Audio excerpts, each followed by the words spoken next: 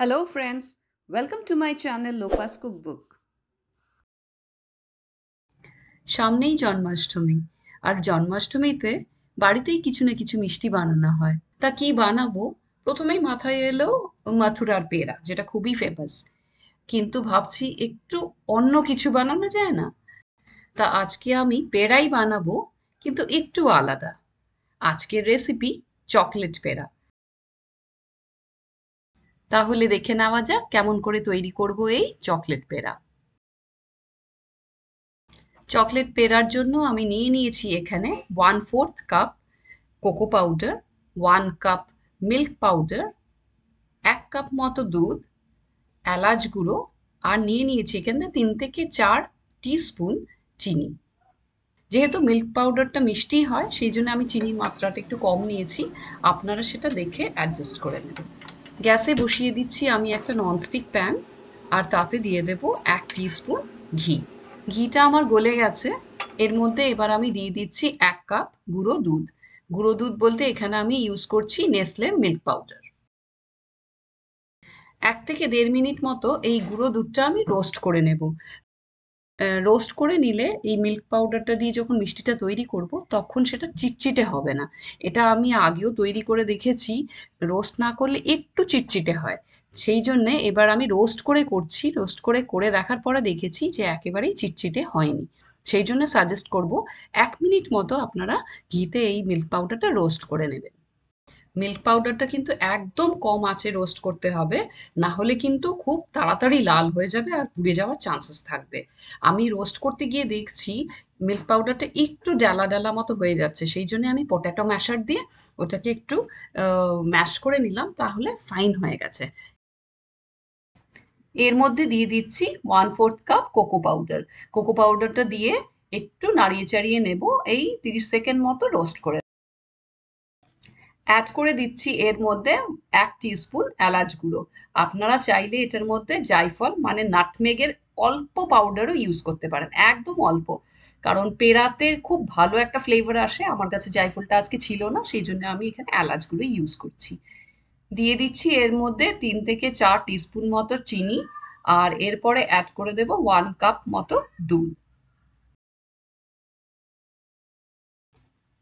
দুধটা দিয়ে খুব ভালো করে নাড়াতে হবে যাতে কোনো রকম লাম্পস না ফর্ম হয়।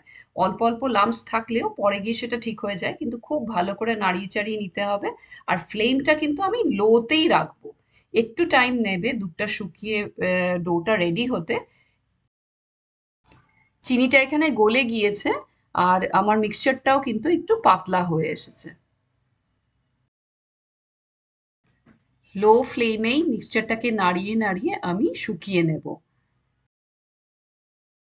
এটা করতে মোটামুটি করে আমার 10 থেকে 15 মিনিট মতো লাগছে।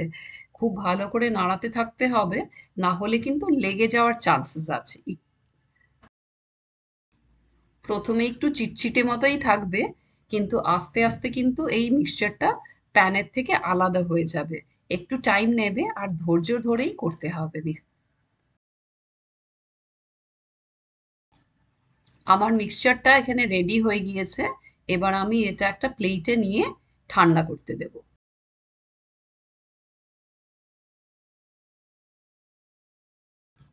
মিক্সচারটা আমার এখানে ঠান্ডা হয়ে গিয়েছে। এবার আমি হাতে ঘি লাগিয়ে নেব, আর অল্প করে মিক্সচার নিয়ে সেটাকে রাউন্ড বলস তৈরি করে নেব।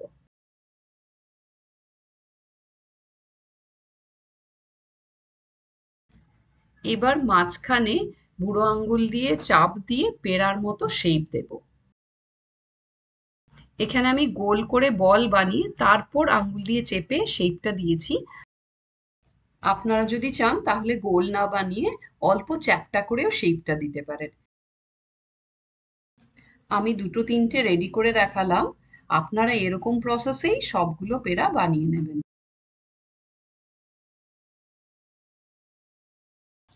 চকলেট পেড়াটা কিন্তু খুব ইজি তৈরি করা, আর এই জন্মাষ্টমীতে আপনারা অবশ্যই এই রেসিপিটা ট্রাই করে দেখবেন।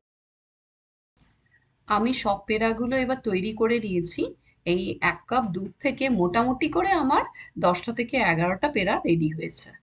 আমি এবার পেড়াগুলো কিছু পেস্তা দিয়ে ডেকোরেট করে দেব।